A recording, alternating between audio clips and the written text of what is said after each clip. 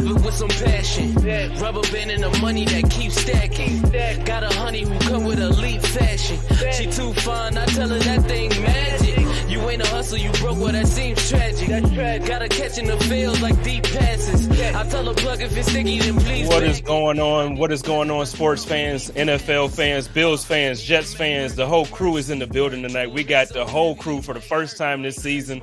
I'm amped about it. We got my man Steros for the girls and my man, the OG Antoine Staley. I'm just saying I'm just saying that because he has a real issue with me calling him OG. Listen, you are listening to the Chop Up on the Buffalo Rumblings Vidcast Network presented by Picasso Pizza. Treat yourself to the most favorite pizza on game day. Picasso's. We are Buffalo Pizza, shipping local and nationwide. Order online at picassopizza.net. What's going on, fellas? Man, I've been waiting for this one. We finally all together for it, so I'm amped. Hey man, I'm happy to be here, bro. I was in Dallas last week, but let me tell you, I got some Japanese A5 Wagyu steak. Game changer, bro. Oh man, I never had that. You wouldn't even got to tell me. I'm ready to travel. It's so buttery. It's so buttery. Like it just falls apart, dude. It's like it's crazy. Best steak I ever had. You know what, Joe? One time when I went back to Buffalo, Joe and his wife, like they cooked dinner, and she made. I don't know if it was like the same grade of Wagyu, but it was like, yo.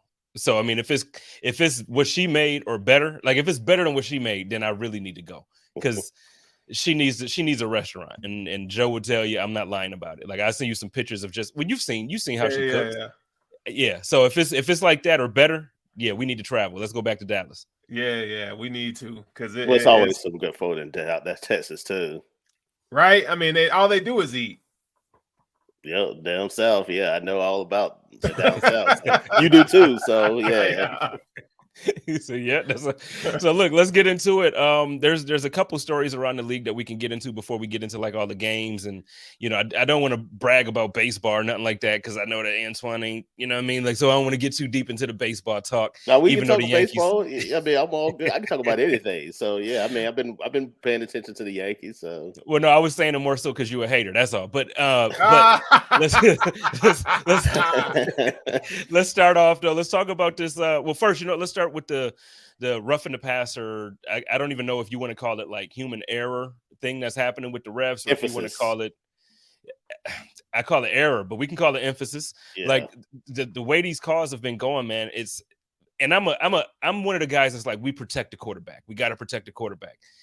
But man, some of these calls, and I'll even admit it was one on Josh when we played against. I think it was the Ravens. We played against the Ravens, and it just shouldn't have been called. But I take it. You know what I mean? I definitely would take it. But one of the most egregious ones that we saw this past week was the Tom Brady. And then I think, and then I think the other one was, that was bad. So let's start there, and then we can follow up with the Kansas City game because that one was also Derek Carr was ridiculous. So let's start off with that. Let's kind of talk about what you're hearing around the league and from other people. Let's get at it. Well, I think kind of what you're hearing is just first of all, I think they're trying to overprotect the quarterbacks more so than ever. I think part of that is because of what happened to Tua and the concussion and, things of that nature and the fallout that it came from that. In the league, the NFL, one thing that I have noticed about the NFL in years is that they're very reactive and they care about what people think about their shield and about how about just the brand. So of course the Tua thing came out and people thought he shouldn't have been back in the game against Buffalo, and then obviously this thing happened with Cincinnati, and he's still out, and he's not going to play against the Vikings. Who knows when he's going to come back? So I think now you're seeing referees around the league, and probably it's like trickled down saying, you know what, we need to protect these quarterbacks better. And, if they're, you think somebody gets slung down to the ground a certain way, then call it. But I just feel like at a certain point, it's football. People are going to get hurt. It's just the reality of the situations. Like I get if, somebody gets slung down a certain way and, it's violent or, they did it on purpose. But the Grady Jarrett play was just a play. He was just trying to make a play so his team can get the ball back and the Falcons have a chance to win the game late. Same thing. We'll talk about the Chris Jones plays, sack and strip fumble, but I just feel like they're just trying to overprotect these guys. But at the end of the day, it's football. People are going to get hurt. If we're going to start going down this road, then I think we need to really assess where we are. And also, if it's, emphasizing it like this, we also need maybe they think about having opportunity to replay, roughing the passer calls, kind of like what they do in targeting in college football. But that's where I was actually about to go next, because Chris Jones, he spoke to me, he made great points after the game when they asked him about the situation there, and we can kind of talk about that real quick. So Steros, let me swing that to you, because in the Raiders Kansas City game, Chris Jones had to me, it was a perfect play. I mean, he stripped the ball from him. Basically, it was a turnover, and he braced himself. Like, he didn't put his full body weight on him. From the angle that the referee had that called it, I could see why he would have thought that he had his full body on him. But to Antoine's point and to Chris Jones's point, maybe we do need to take this thing to the booth and say that these calls are reviewable. How do you feel about that? Because I feel like a lot of people look at reviews and look at all that stuff as like, you know what? It slows the game down and it's bad for the game. How do you feel about it? Because I feel like this is bad for the game. Yeah, it is bad for the game. And, I feel like maybe if they would, make those calls reviewable in the fourth quarter only, I think that's probably a happy medium that they can go with. Because, you look at each situation, like if you go with the Falcons, even though it's a new head coach, like those are make or break kind of moments for a young football team or for guys that are trying to hit their contract incentives and based on performance. It shouldn't happen. And on top of that, when Grady Jarrett's getting up, Tom Brady does to me, a very cowardly thing and try to trip him up. I just think that it's a bad look on the league. And then the whole Chris Jones thing, it definitely changed the momentum of the game. They came out and they won. They won, but come on, man. Like, he had the ball in his possession and then fell on him. Like, you can't review that. Yeah. It's the NFL will find a way to screw it up, man. I just hope it doesn't take, in a playoff game to where they really screw this up and then a team goes home because of it. You know what I'm saying? So I know nothing will happen during the season, but I just get tired of everything have to go, to arbitration or after in the off season, and the owners got to get together and sort this out. Why can't you just make a rule real quick? So where that it's fair and equitable for all the teams and players. Yeah, I'll say this too real quick. I feel like they should have been reviewed anyway because that was a possible turnover. Yeah, so like review it if you feel like he turned, which he did recover the fumble, then change the call. Like I feel like that never should, no matter how you feel about roughing the passer, like it never should have got to that point.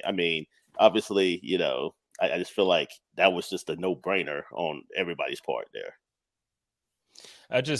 So first, I agree with what both of you are saying.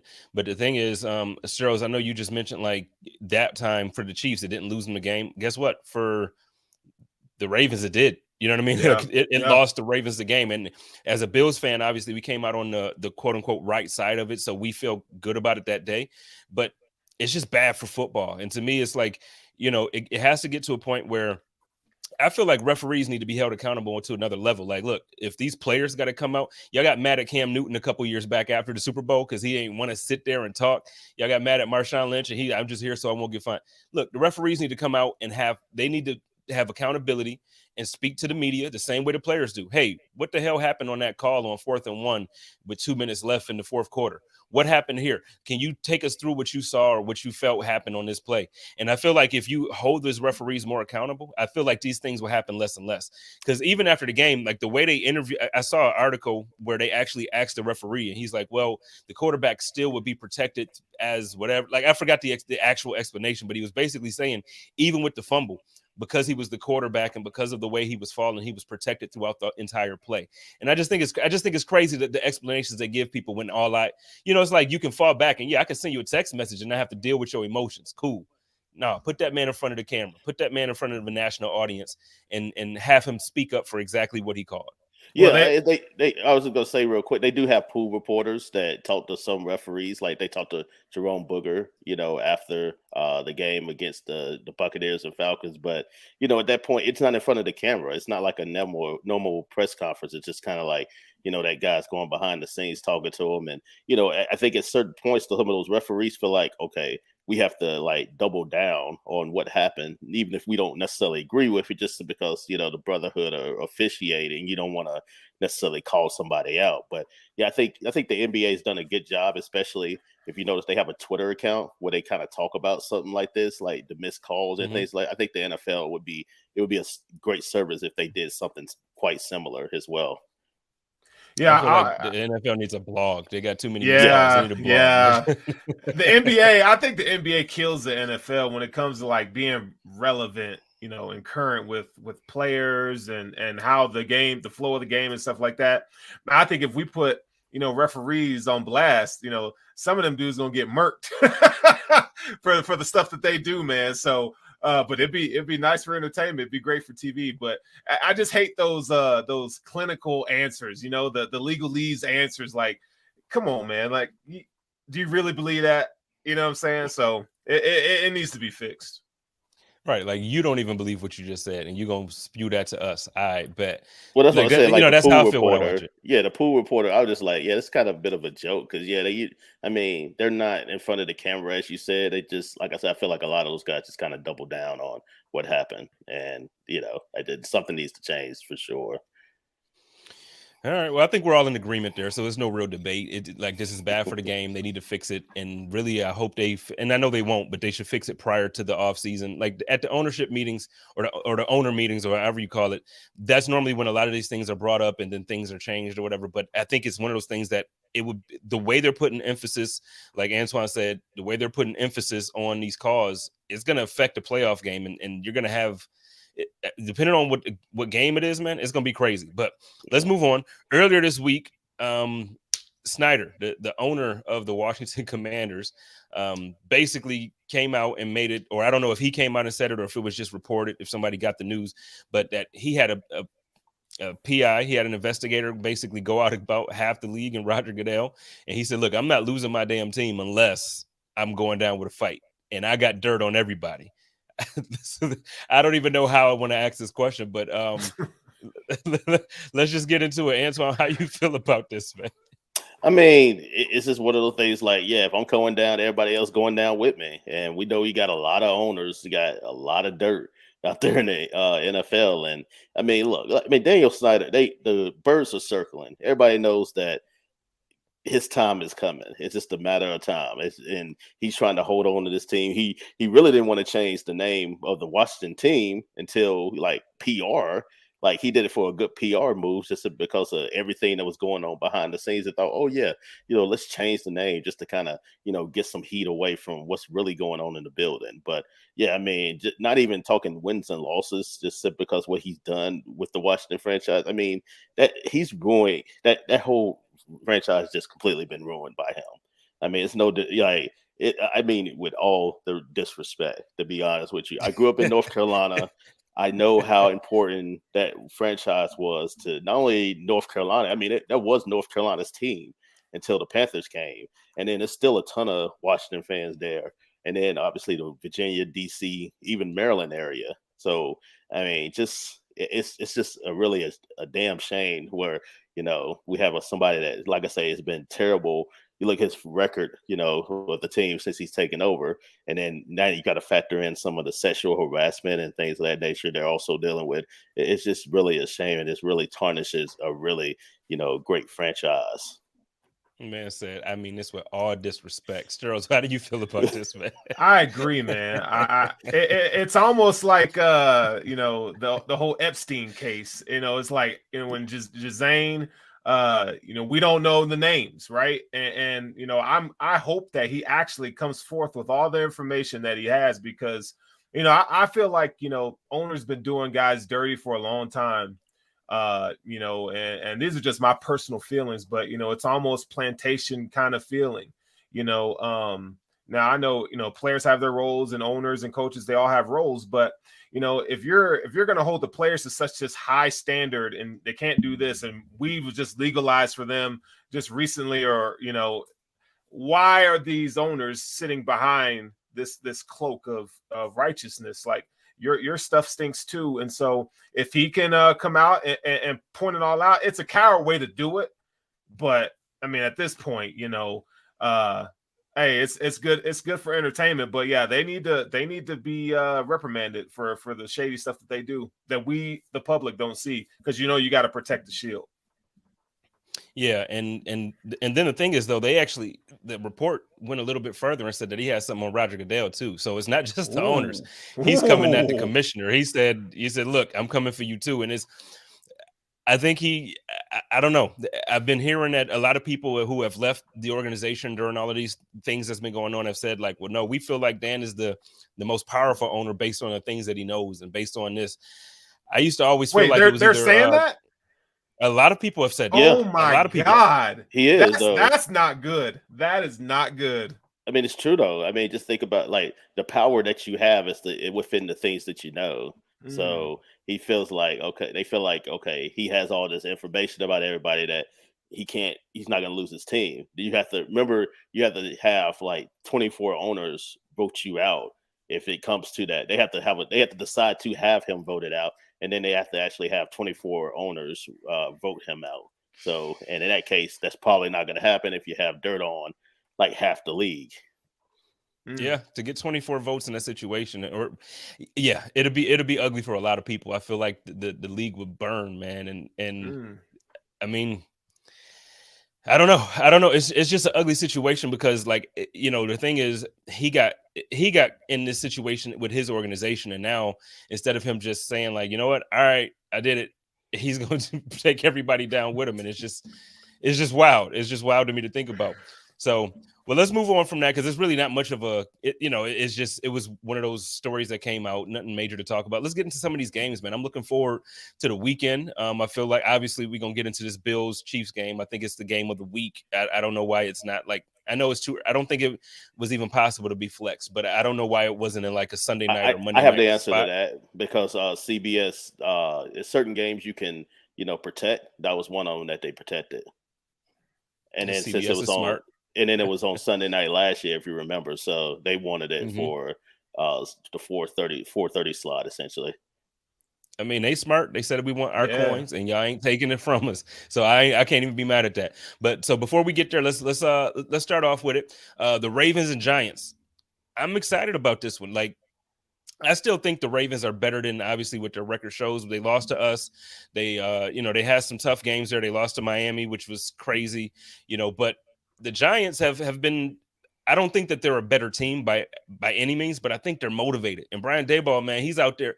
He got these boys ready to run through walls and ready to run through anything. And it's just been fun to watch. So let's start with Strohs on this one, man. How do you think this one's gonna play out with Lamar Jackson going up against Daniel Jones? Like, that's a matchup, but man, I got to give Daniel Jones some credit. Man, he played really well last week against Green Bay in London. Second half, I mean, I don't know. There's just a calmness about Daniel Jones this year. I don't think he's their quarterback of the future, but I think you can see the Brian Daboll effect. And Saquon Barkley, what they were able to do last week, albeit I don't feel like the Packers are anything to write home about. But for a young team like that who are trying to prove themselves, I think it's huge. Now, I think Lamar Jackson is going to outplay Daniel Jones, but like you mentioned, they are playing inspired football, and there's something to be said for that. So, I don't think the Ravens can come in here and just take them lightly. But I think, these are, when you look at the season as a whole, these are going to be those moments where, it kind of makes or breaks a team. I think, for a young team like the Giants, I think they can really learn a lot, whatever the outcome is. But I think it'll be closer than people think. I'm not going to put my money on the spread, but I like the Giants right now. Okay. Antoine? He's changed the culture. I think Daboll has just really changed the culture, especially, coming from Joe Judge. And he has these guys just believing, and there's just a certain confidence there. Like, I have a little bit of knowledge, obviously, with the Giants just because of my proximity and, being at the facility like a time or two, especially when they were practicing against the Jets. But yeah, I mean, you can definitely see it. Just the players just believe, they're confident the way that they talk. Daniel Jones, he's worked wonders with him. We saw what Daboll did, and obviously, Ken Dorsey, deserves some credit too with what they were able to do with Josh Allen, while they was there. But man, Daniel Jones was just considered a, bust coming into this year. And, now he's been a very efficient quarterback. And not only that, you got Saquon Barkley looking like the player that I think a lot of people thought he was going to be coming out of Penn State. So, and I really like this team. I think, I don't know if they're a playoff team. I still think the Eagles and Cowboys are better.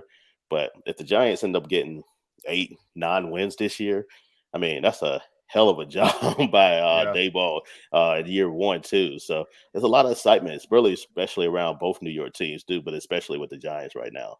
But yeah, I definitely and I will say this about the game. I think the Ravens defense has been really suspect this year.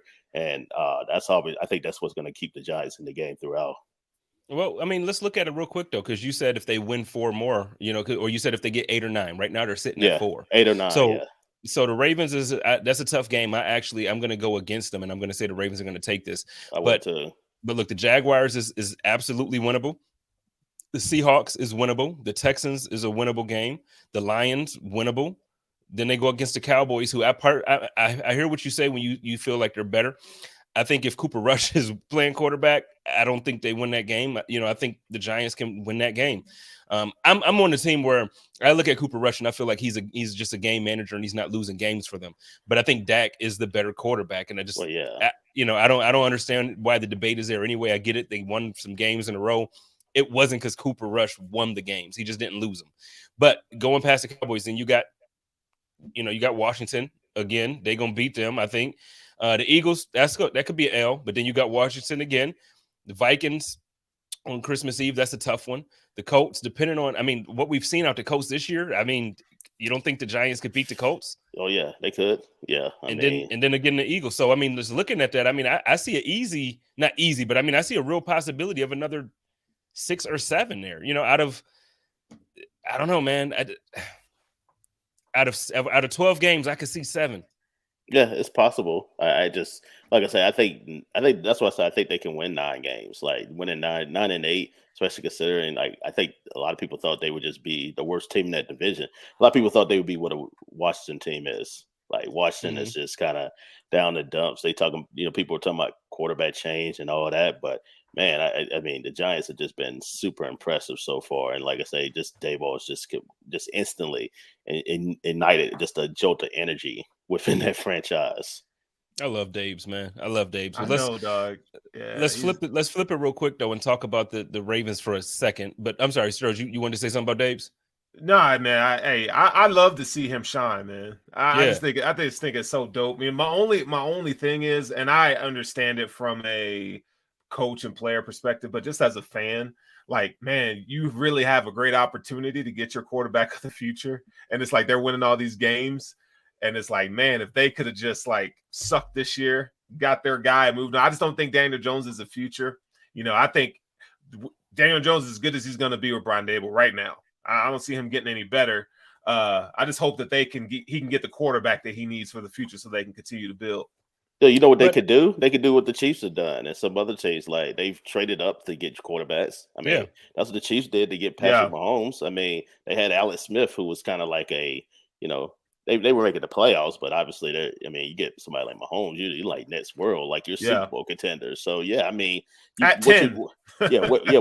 I think teams can do is like surround your team with as much talent as possible, insert the quarterback in there, and then have him start winning that way instead of the other way around. Where I think people want the quarterback to be the savior of your franchise.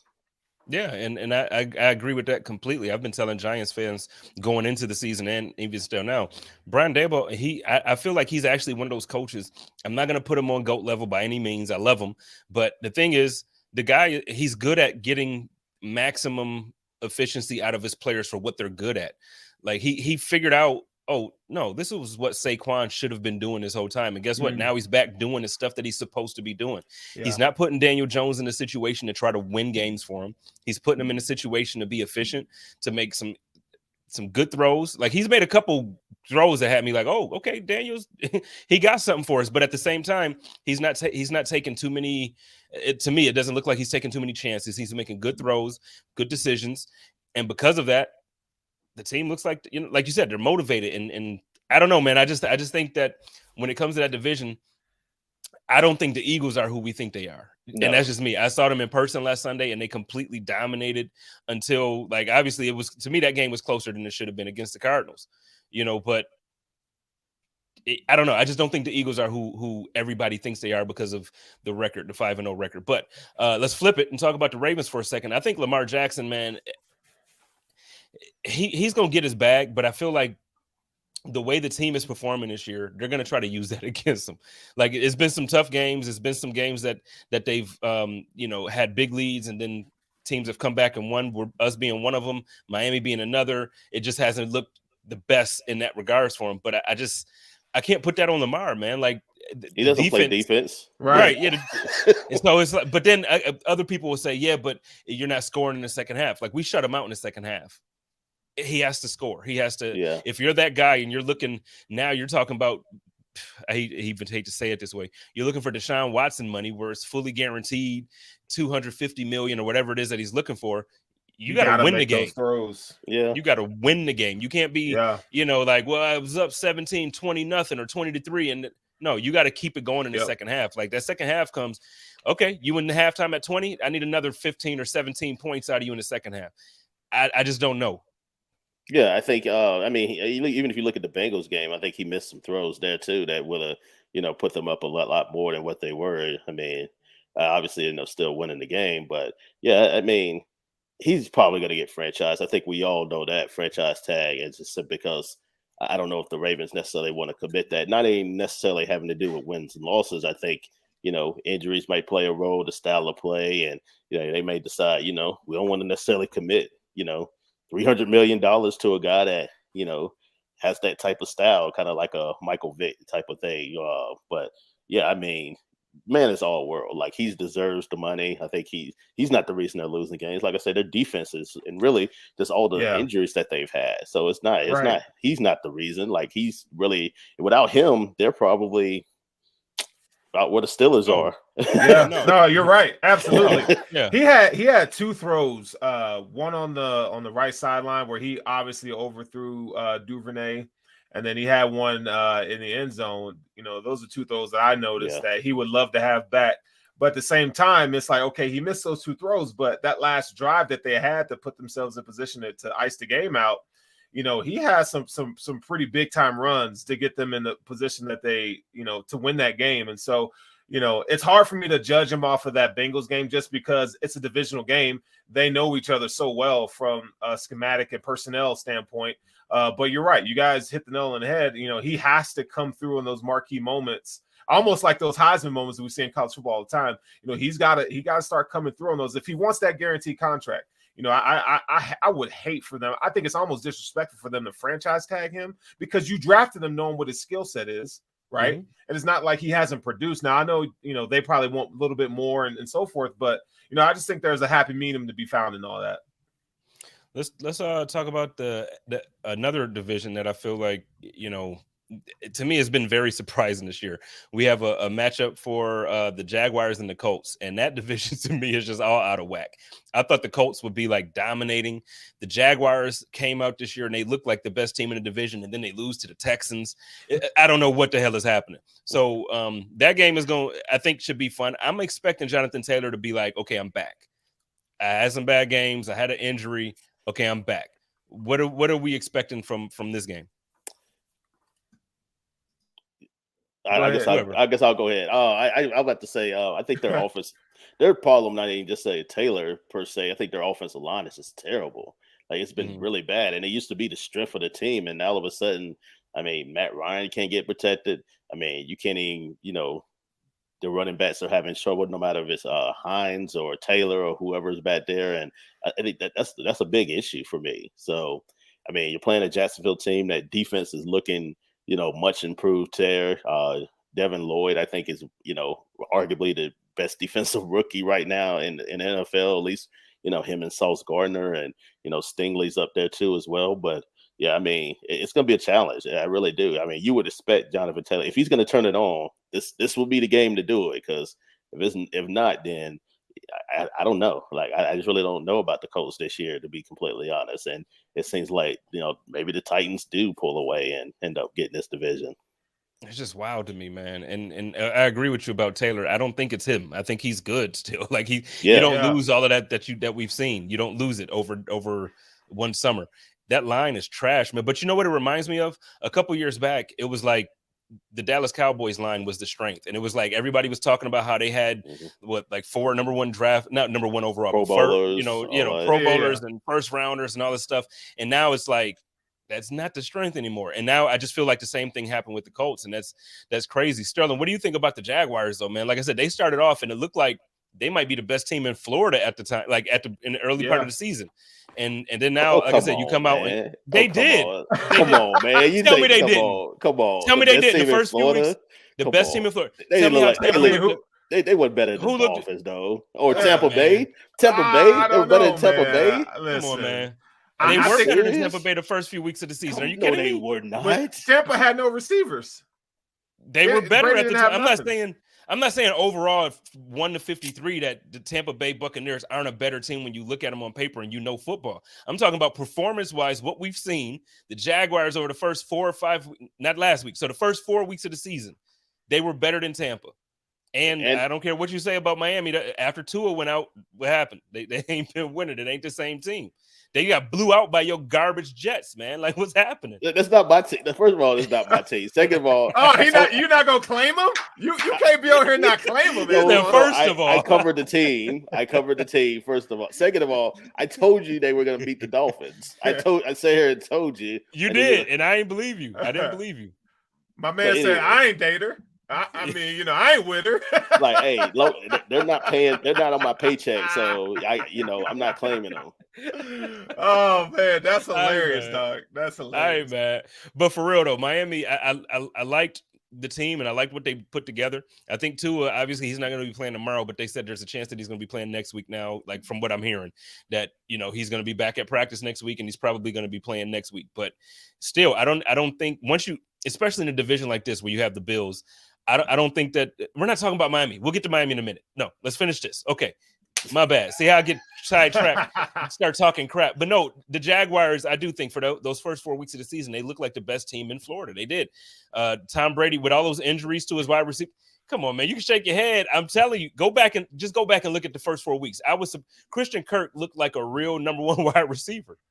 They look good, but I'm not taking it that far, man. They look good. I thought they were gonna win the division or whatever, but best team in Florida, nah, I can't put that. First 4 weeks, they was the best. What you think, Charles? What you think about that? Man, I've been a big fan of what the Jaguars been able to do. It's like they're still a young football team too, and they got to learn how to close out games, learn how to win. But one of the things that like people aren't talking about with the Jaguars is what their ability to control the line of scrimmage on both sides of the football. Like they are. That's the strength of their team right now. That defensive line is nasty. They got a really good defensive. They got some really good pieces on that side of the ball. Offensively, Trevor Lawrence is into another year, and he's had his ups and downs, but he's looked pretty good, man. I think they're gonna. If I had to pick today, I would pick the Jaguars to win the AFC South for sure. And I do believe that if you were to put the Jaguars versus the Bucks week 1, the Jaguars would have beat them in my opinion. I mean, I think so. But Twan is sitting here telling me that no. I just said they wasn't the best team in Florida. No, I like what Jacksonville has done. Like I think they're Doug Peterson's come in, and we talked about energy with Brian Daboll. I think the same thing with Jacksonville. It's just I'm not gonna go that far. Trevor Lawrence is definitely playing much better. If you're PFF person, apparently he's the second highest quarterback rated out of the 2021 class right now. So, it's testament to, what he's done right now. All right. Well, let's keep it moving. There's another game that I want to talk about. This one I want to talk about for a couple of reasons. The Tampa Bay Buccaneers and the Pittsburgh Steelers. Now, obviously the Buffalo Bills did what we did with the Steelers. That's done. We don't have to really talk about it, but this week is a big game. I think for both teams. I think the Steelers need a win. And I think Tom Brady needs to come out and kind of get back on track with his receivers and that offense. But one of the things that came up today, well, first let's talk about that. Then I'll bring up the other thing. So let's talk about that. How do you see this matchup going? Let's start with Twan on this one. Not good for the Steelers. I mean, look, I saw the Steelers a couple of weeks ago. They have, you talked about offensive line problems with the Colts. Their offensive line might be even worse, to be completely honest. So no matter if you had Kenny Pickett back there, Mitch Trubisky, whoever, they have a hard time not only just running the ball, but also, protecting the quarterback. And anytime you have that, especially, Todd Bowles' defense, how well they've been playing for the most part outside of the Chiefs game, I think they're going to struggle. I think they're going to have a tough time trying to protect Kenny Pickett out there. So I like Tampa Bay, at least by double digits in this one. Ooh, double digits. Wow. Okay. Yeah. I'm with you though, because of the offense. I just think, I think Kenny Pickett he's going to be good. I just think, again, starting your first game against the Bills and Josh Allen and that defense, and then the next game you're going up against Tom Brady, that offense and that defense. I just don't think it's a formula to like give this man all the. I don't even know. Like, I just don't think he's going to be too confident going forward. Like, it's just a tough couple of weeks to start. Sterling, this is what I want to talk to you about though. Like, because your takes on stuff like this really, first they're funny to me, but also I enjoy hearing your take. So I'm gonna play this clip real quick. I want your take, and then same thing with Antoine afterwards. But I'm looking forward to hearing Sterling's take on this. You and Mike Tomlin are two of the few black head coaches in the league. I wonder what your relationship is like with them, and your thoughts on Steve Wilks joining that fold. I have a very good relationship with Tomlin. We don't look at what color we are when we coach against each other. We just know each other. I have a lot of very good white friends that coach in this league as well, and I don't think it's a big deal as far as us coaching against each other. I think it's normal. Wilks got an opportunity to do a good job. Hopefully he does it. And we coach ball. We don't look at color. But you also understand that representation matters too, right? And that when young aspiring coaches or even football players, they see you guys, they see someone that looks like them, maybe grew up like them, that has to mean something. Well, when you say you see you guys and look like them and grow up like them, means that we're oddballs to begin with. And I think the minute you guys stop making a big deal about it, everybody else will as well. Did I just watch that? You just watched that. That's the head coach. That is the head coach of the Tampa Bay Buccaneers. So, Sterling, please elaborate. Okay, so I mean, he just pulled the All Lives Matter. He just, I mean, color doesn't matter. I think that's disrespectful, to be honest, because for the things that Black African American pioneers in the sport have done so that he could be where he is today, I think it's a little disrespectful. It's funny too, because he's talking about you guys and them, but it's like, man, you got to read the room. If you don't think that race and equity and likeness is when your locker room is 95% Black, like, you don't see like what? Like, it just doesn't make sense to me why he's so like staunch on that. I mean, it's to me, that's trash. It's big time cap. I don't like it. I don't like it. It's embarrassing. Like, I think I get what he was trying to say that, hopefully one day it does not matter. And, I hope we all get to a point where, some of this stuff does not matter, but it does matter. It does matter that you're, a head coach of an NFL team and you're a Black man. It matters. It matters right now in this day and age. You're looked at as a role model, whether you like it or not. People want to, it's a guy and, coaching high school right now, like an assistant. He aspires to be Todd Bowles, and he's a Black man. He probably believes he can do it because Todd Bowles is the head coach of the Tampa Bay Buccaneers. This matters. This stuff matters. You may not like it. You may not identify. You might not even want to be Black, according to what he just said. But the fact of the matter is, like, you are Black. You have to understand your role in society and understand that it's bigger than you. It's bigger than you. Like, seriously. Like, and it's so important to have that representation.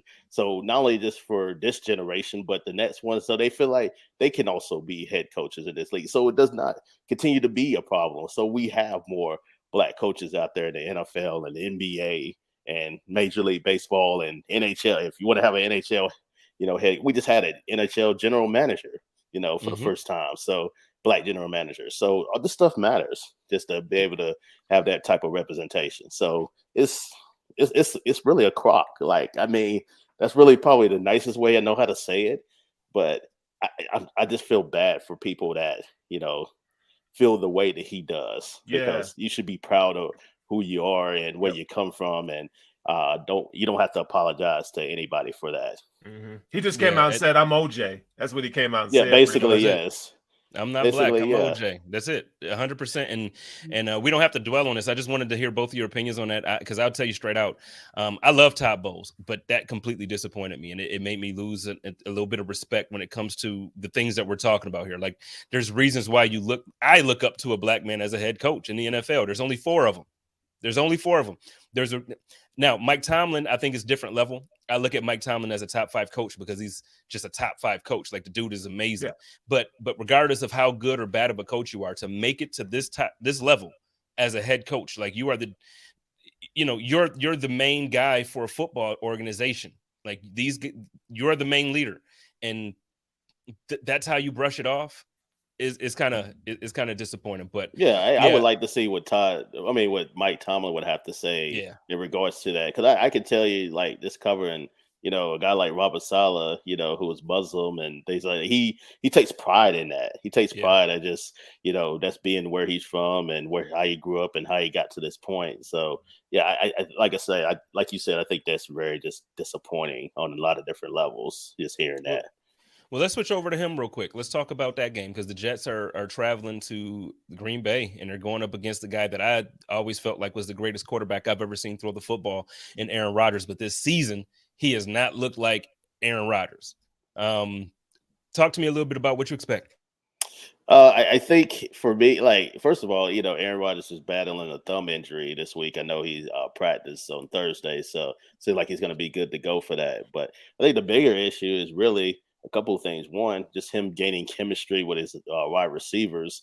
No Devontae Adams, no Valdez Scantling. I think that's really hurt him this year. Now you have this group of receivers that, on the fly, he's trying to get to know and get that chemistry down, and it just does not happen, the way that he has. I mean, he's not playing poorly. He's not playing badly, but the offense just isn't clicking the way that I think a lot of people are accustomed to seeing it. So now they have to rely on the running game with, A.J. Dillon and also Aaron Jones too, which is fine. But I think at some point, especially later on in the season, you're going to have to start throwing the football. And we already seen some of the struggles that they've had, especially when they get down in games. You saw it against the Giants, last week. You also saw it early on against the Vikings. When you get behind, you got to start throwing the ball. And, it's going to be tough. Like, I imagine I'm going to pick the Packers to win this because – the Jets are still a young team. They still have peaks and valleys throughout. But I wouldn't be surprised if this would be a pretty close game, just simply because the Packers' offense has really struggled to throw the ball in. The Jets also have some pretty good corners in DJ Reed and Sauce Gardner, who've been tremendous this year. It can make his job a little bit more difficult. Yeah. What you think, Sterling? Because I think I'm going to surprise y'all with my pick. Yeah, I think the Jets can win this game. Just for the simple fact that Zach Wilson's playing, like, he's playing decent, playing good, and they got a run game to supplement that. The Packers, everything is dink and dunk. They have no threat to go down the field. So I think when you have that such limitation, it's gonna cause some advantages for the Jets on defense, right? But I do like what the Jets been able to do on offense has been really nice to see. You guys put up a 40 burger on the Dolphins now, albeit they had a third string quarterback in, but it's still 40 points. I don't care how you slice it.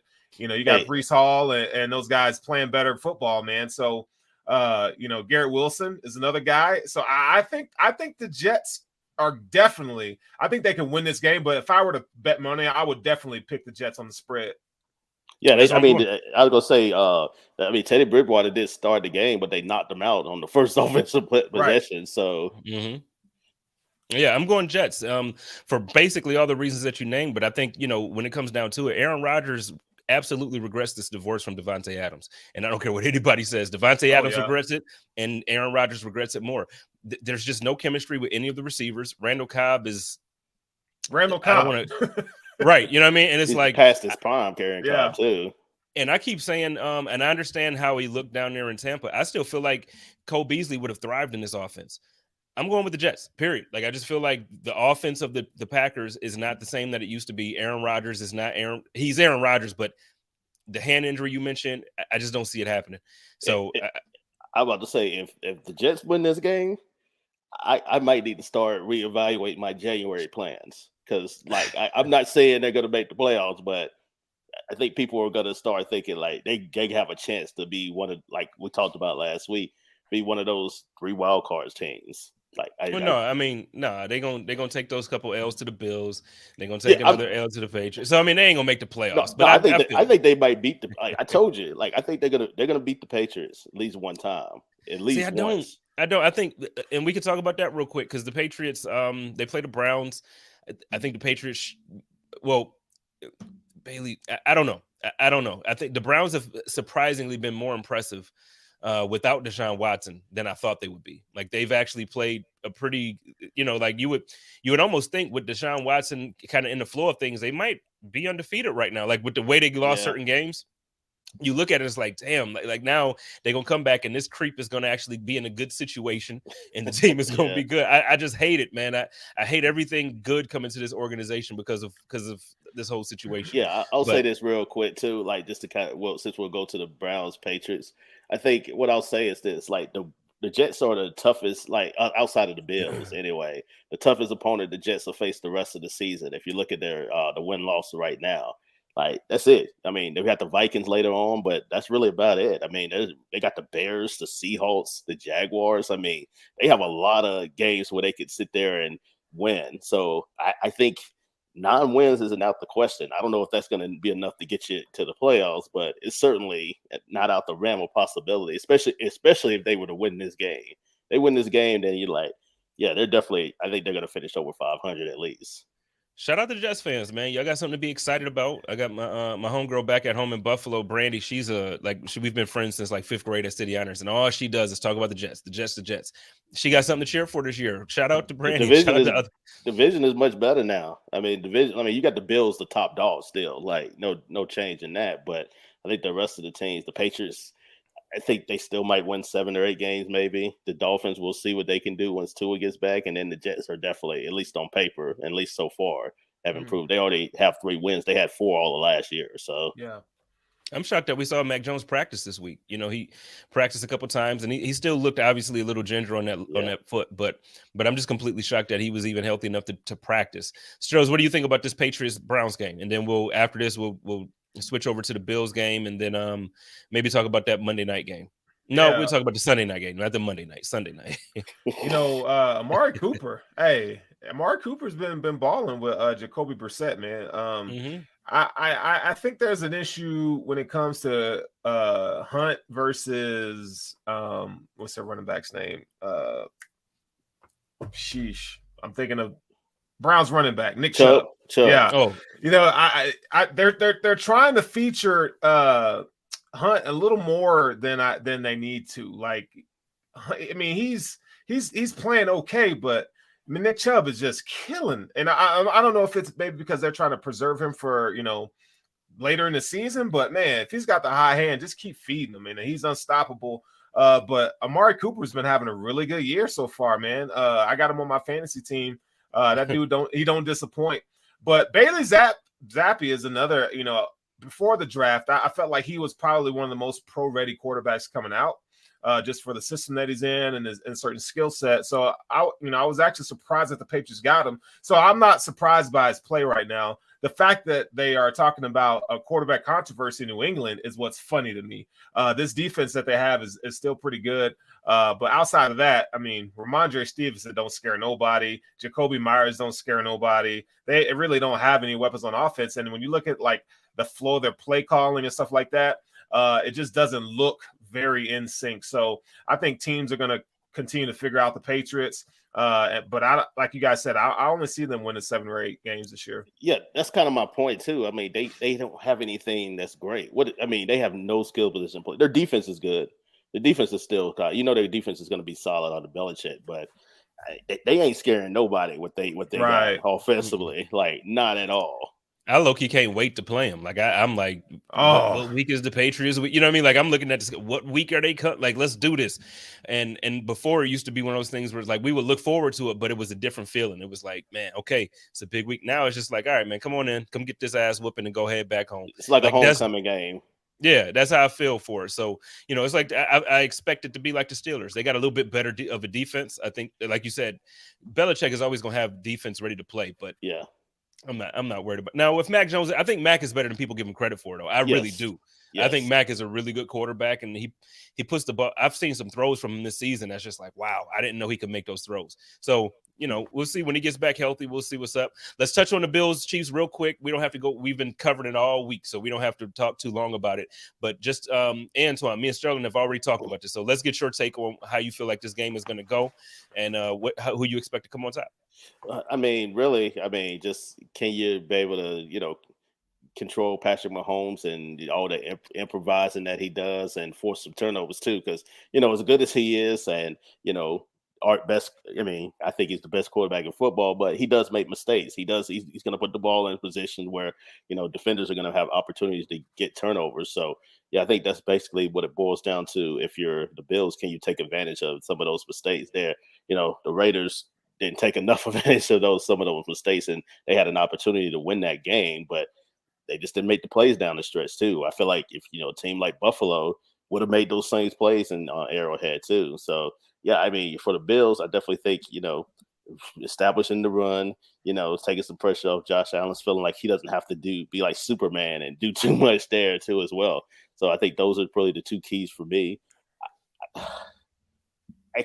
gonna go Kansas City on this, just because I think everybody is expecting Buffalo to win. So I just have this, you know, weird feeling that I think the Chiefs they were ready. Like they took the Raiders kind of a little bit lightly, you know, and I feel like they're going to be really having this game circle simply because everybody's anointing the Bills as the AFC favorite right now.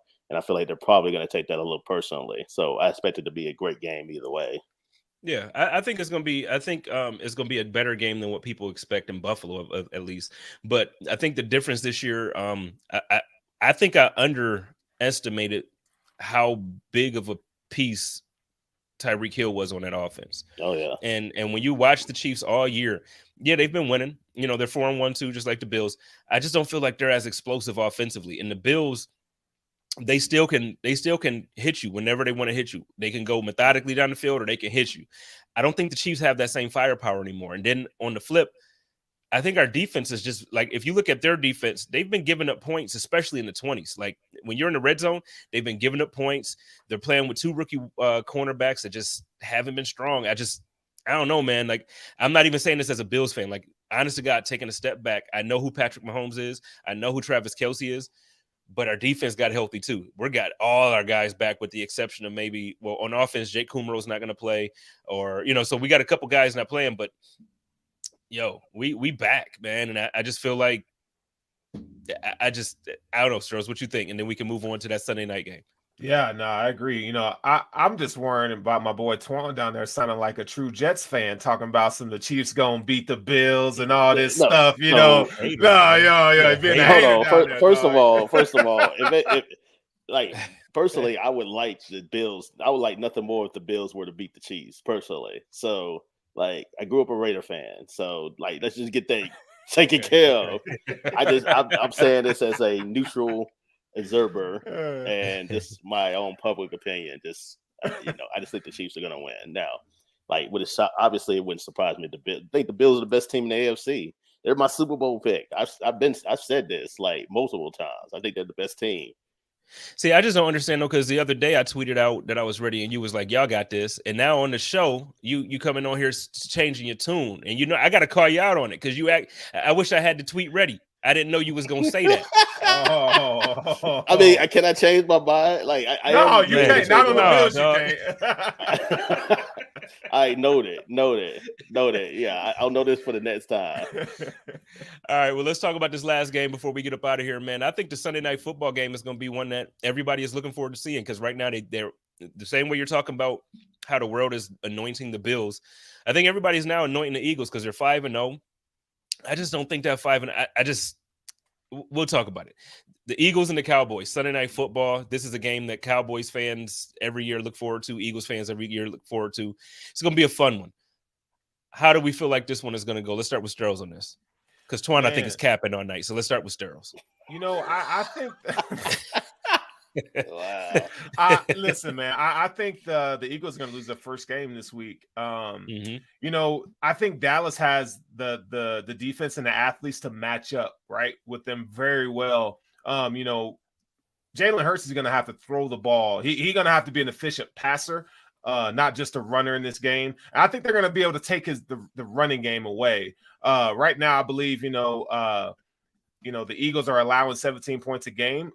I don't think that the Cowboys are going to be anything from they're not going to score a bunch of points, but I think if they can rely on the running game and pass when they have to, I think they're, just like they've been doing, I think they're going to win this game. And then, you got the Eagles. Like, I want to see, this is the first game where I can say that, like, Jalen Hurts will be tested, because you're not going to be able to run like that every single week and have that back you up. You're going to have to be able to win games efficiently with his arm. Now, I know he's I'm not saying he's a bad passer, but when you have a running game that's supplementing and making things easier from a schematic standpoint in the pass, I think, the Cowboys are going to be able to take that away, I feel like. And so he's going to have to win from the pocket. So that's going to be something to keep an eye on. But I think the Cowboys pull away in this one. I'm with you. How you feel, Antoine? Michael Parsons, the difference to me, man. Like, yep. Can they contain him? I don't think so. Like, I think the Cowboys can do enough running the football with, Pollard and also Ezekiel Elliott too, to take pressure off of Cooper Rush. And, I think Cooper can make enough plays. And this might be like a 2017 game there. You just don't need Cooper to throw the ball, chuck it all down the field, because the Eagles do have really good cornerbacks too as well that can, get some turnovers there. So that's why I think if running the ball is going to be very important in a game like this. So I like Dallas too. Like, I think I said they were going to win the division before the year started. I know a lot of people picked the Eagles because of the talent that they accumulated, but, I just like where Dallas is right now. And I feel like, a guy like Michael Parsons just going to, eat against Jalen Hurts, especially. I don't think they have an answer for him. I don't think nobody has an answer for him, but I think in a game like this, he's really the X factor. Yeah, no, I got to see him last week against the Cardinals, and I'll tell you what, in person, he's as advertised. He's good. He's going to be great. I think he's going to be great in this league. But the same way I talk about Lamar Jackson, about how great I think he is, when he figures out how to really be in the pocket and beat you from the pocket, I think that's what separates guys, and that's what makes guys great. Josh Allen can run when he wants to, when he needs to, great. But guess what? Y'all let that dude stand back there with some protection. He gonna eat y'all apart. Patrick Mahomes is gonna eat y'all. You know what I mean? Like, it's gonna be a ridiculous thing if you give certain guys time like that. I just don't see Jalen Hurts being that guy right now. He's gonna be. The team around him is an all-star or a Pro Bowl cast or whatever. But I don't know, man. So we're all going Cowboys here? Yeah, I guess so. All right. Well, I'm going to go Cowboys here. We all going Cowboys. Great show. I appreciate y'all taking the time to do this with me every week, man. Oh, yeah. It's fun. No doubt. I mean, we just got to get my boy Twan on the Bills train. He's over here with this Jet stuff. I mean, You're a hater, man. If you say something early in the week, you can't change it later, bro. Okay, all right. He getting that jersey cooking too much. Well, if you're talking about jersey cooking, then my cooking is like, that's all the cooking I'm dealing with. I don't know if that's jersey cooking, but well, look, let's go ahead and get on out of here. Twan, why don't you, like we always do, let everybody know where they can find your content. If you got any articles for tomorrow or anything that you want us to read, go ahead and throw it out there for us. You find me at Antoine Staley. Also find my work at the New York Daily News. They're the best way to get in touch with me and read my work. All right, Sterles for the girls, what it is, man. Yeah, you can find me here at Buffalo Rumblings and Grounding on Sunday morning, man.